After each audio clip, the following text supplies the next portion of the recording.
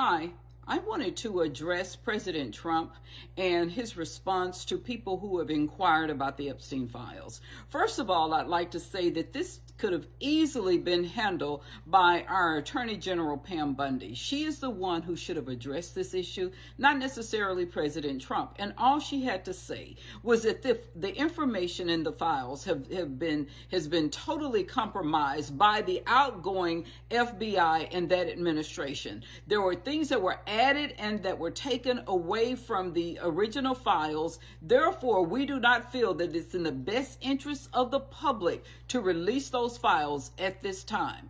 And everyone would have been, oh, okay, because we know that our outgoing FBI director and CIA director are under investigation now. People would have been okay with that explanation. And I would have been fine. You know, as I've said before, I wasn't that concerned about the Epstein files per se, because I believe that that's something that Joe Biden should have addressed. That's something that his administration should have addressed, because Ghislaine Maxwell's trial and her sentencing were in his administration. However, now that President Trump took over and Pam Bondi said that they were going to release the files, and then all she had to do is even after she said, we are going to release the files, all she had to do was come back and say, after we have looked at the files and studied them, we feel like this information has been compromised, which would have compromised an investigation and everything going forward. The integrity of this investigation was compromised. That's all she had to say, and people would have been okay with it. What people are not okay with is when someone threatens us, when someone talks to us as if we are not even human,